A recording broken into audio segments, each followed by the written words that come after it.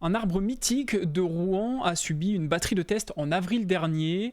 Une société spécialisée est intervenue sur le hêtre du Square Verdrel. Et pour parler de cette action environnementale menée par la ville de Rouen, je reçois aujourd'hui Frédéric Bizière, expert et conseiller en arboriculture ornementale, qui fait partie du cabinet d'ingénierie et d'expertise APE, Arbre, Paysage, Environnement. Bonjour. Bonjour. Alors depuis 2008, cet arbre est touché par un champignon. La ville de Rouen met donc en place des soins et des tests pour suivre l'évolution de l'arbre. Cette année, vous êtes intervenu au Square Verdrel. Comment avez-vous été contacté ? Alors c'est dans le cadre d'un suivi régulier sur cet arbre, puisque la première expertise, comme vous le mentionnez, remonte à 2008. Un premier contrôle a eu lieu en 2014 et il était prévu un passage 2020-2021. Donc la direction des espaces naturels de la ville de Rouen nous a contactés pour déclencher ce suivi régulier de ce sujet remarquable. Justement, vous aviez déjà suivi l'évolution de cet arbre auparavant, depuis 2008 notamment ? Oui, la première expertise visuelle et tout un travail d'ingénierie a eu lieu en 2007 exactement. On a combiné un premier test de traction en 2008, un premier passage de contrôle en 2014 et un nouveau passage de contrôle en 2021. C'est donc un champignon lignivore Meripilus giganteum, si je ne dis pas de bêtises. Un champignon lignivore, ça signifie qu'il se nourrit de bois pour causer sa décomposition. Quel est son impact sur l'arbre ? Alors son impact, il est le Meripilus giganteus est inféodé principalement au hêtre. C'est un champignon, comme vous venez de le décrire, racinaire, qui s'est installé à la faveur de blessures au fil du temps, il a un pouvoir de digestion. Il a une action lignivore. Il a à la fois saprophyte et lignivore, et il a une action lignivore, c'est-à-dire que il dégrade au fil du temps le système racinaire d'ancrage. C'est possible de le faire disparaître à terme ? Non, ce n'est pas possible. Dans notre ingénierie, dans nos métiers, il y a tout un cortège de pathogènes. On a les champignons bénéfiques, avec tous les phénomènes de symbiose qu'il peut y avoir, qui sont bénéfiques au règne végétal, on va dire, mais il y a malheureusement tout un cortège de pathogènes, féodés au système racinaire ou au système aérien, qui eux profitent que de portes d'entrée et qui sont malheureusement néfastes aux végétaux et plus particulièrement aux arbres pour le sujet qui nous intéresse aujourd'hui, avec différents cortèges de pathogènes de petite, moyenne à grande virulence, avec des actions lignivores, parasites et ou lignivores. Et justement, comment ce champignon a pu arriver sur cet arbre ? C'est dû à quoi ? Il est arrivé à la faveur de blessures liées probablement à des travaux qui ont eu lieu dans les aménagements au fil du temps de ce Square Verdrel, bien évidemment, comme c'est assez commun en milieu urbain. Un champignon qui s'est installé à la faveur de blessures au fil du temps, de réaménagement, d'aménagement, de terrassement, etc. Il s'est installé à la faveur de blessures anthropiques. Vous l'avez dit, c'est un arbre qui est situé dans un milieu urbain. Ce hêtre a 130 ans et pourtant il semble tenir dans cet environnement urbain. Ce n'est pas le seul d'ailleurs sur Rouen. Pour vous, les arbres majestueux comme celui-ci ont-ils leur place dans ces grandes zones urbaines ? Oui, bien évidemment que ces arbres témoins et même les sujets les plus jeunes, entre guillemets, ont totalement leur place dans nos paysages urbains, sur un plan d'écologie, d'environnement, on parle d'îlots de chaleur, etc. Donc bien évidemment que ces arbres ont leur place, mais il faut se donner les moyens de les préserver, et de les accompagner du mieux qu'on le peut pour éviter tout dommage. Tout dommage où malheureusement l'homme est souvent grandement responsable, soit par des aménagements de terrain, soit par des terrassements, des travaux, ou par des tailles qui sont déraisonnées.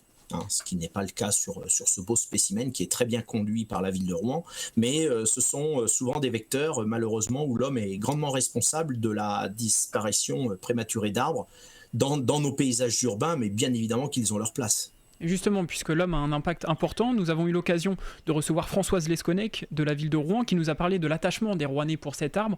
Quels conseils pouvez-vous donner à la population qui côtoie tous les jours cet arbre afin de le préserver le plus longtemps possible ? Bah déjà avant tout, je dirais de le contempler, de l'admirer, hein, ce qui obligatoirement amène à le respecter. Hein, j'insiste vraiment, c'est-à-dire que tout usager doit vraiment préserver cet arbre de toute blessure, quelle qu'elle soit, hein, préserver son plateau racinaire, hein, le milieu dans lequel il évolue. D'ailleurs, la ville de Rouen a bien matérialisé et a délimité un petit peu son plateau racinaire pour éviter que des piétinements intensifs, les enfants, des actes éventuels de vandalisme, etc., ne se produisent pas, pour éviter d'offrir de nouvelles portes d'entrée à des pathogènes et à des actes qui viendraient dégrader cet arbre. Donc le contempler, je dirais, j'insiste, l'admirer et bah voilà, avec une notion de préservation et tout ira bien et pour le mieux pour ce très beau spécimen. Est-ce qu'il y a des risques de propagation, que ce soit sur les autres arbres ou même justement pour la population? Au niveau du pathogène? Oui. Non, non, non. Bah, disons sur les autres arbres, oui, parce qu'on est dans le règne végétal. Donc, s'il y a des traumatismes avec des outils, du matériel qui est avec des spores du pathogène et qu'il va au contact de nouveaux arbres, principalement feuillus, hein, parce que le Méripilus giganteus est principalement inféodé au feuillu. Bien évidemment qu'il y a des risques, mais si on prend toutes les mesures et la ville de Rouen suit son patrimoine et plus particulièrement ce sujet-là avec une grande attention, il n'y a pas de risque majeur de colporter ce pathogène sur d'autres sujets. Hein, c'est surtout par des actes de travaux, d'outils, de tranchage, de coupe, etc. Vous voyez ce que je veux dire. Il serait bien malheureux qu'une semelle de chaussure porteuse de sporées vienne contaminer d'autres arbres. C'est assez rare sur ce pathogène-là qui a plutôt une action lignivore et un faible pouvoir parasite. Bon, c'est plutôt rassurant pour la population. Donc, concernant votre intervention justement sur cet arbre, combien de temps ça a duré et quel était le dispositif mis en place? Alors, la durée à 2 experts était d'une grosse demi-journée.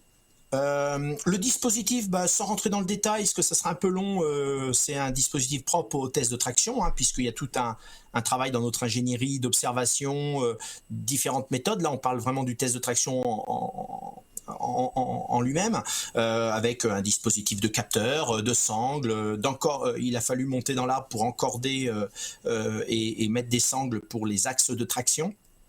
Mise en place d'un tir fort et au regard du contexte du square Verdrel pour avoir des axes je dirais de traction, un camion 19 tonnes de la ville de Rouen a été mis à notre disposition pour avoir des points d'ancrage qui soient les plus judicieux possibles, puisque quand on n'a pas la possibilité d'avoir des arbres sur lesquels on peut s'ancrer à bonne distance en les préservant, bien sûr, hein, pour ce test de traction, pour le besoin du test, là on a eu recours à la mise à disposition, notamment pour la traction nord, hein, vers le bassin, on a eu recours à un camion 19 tonnes.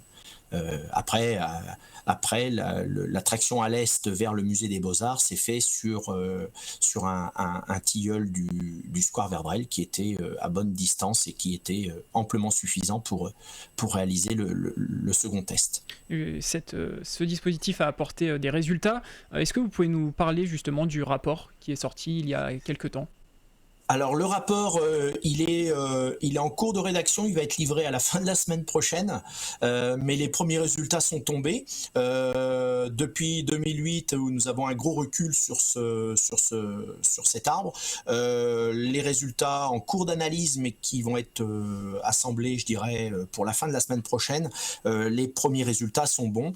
On s'aperçoit quand même, et c'est tout à fait normal dans le règne végétal et la matière que nous travaillons au quotidien, si je peux me permettre, on voit quand même l'avancée du pathogène qui progresse lentement, mais qui progresse, donc d'où l'intérêt de le suivre régulièrement, puisque l'enjeu est très très important au sein du square Verdrel, et pour le paysage environnant et pour les Rouennaises et les Rouennais, donc d'où l'intérêt de le suivre avec le plus grand sérieux. Donc il a encore quelques belles années devant lui. Il a encore de très belles années devant lui, oui. Eh ben, merci beaucoup Frédéric Bizière d'avoir accepté notre invitation dans le MAG aujourd'hui. Donc un mot d'espoir pour finir avec le square Verdrel qui devrait encore compter parmi lui le être quelques années. Sachez que vous pouvez également retrouver cette émission sur notre site et application Radio Sensation. Merci à vous Frédéric Bizière. Merci à vous. Au revoir.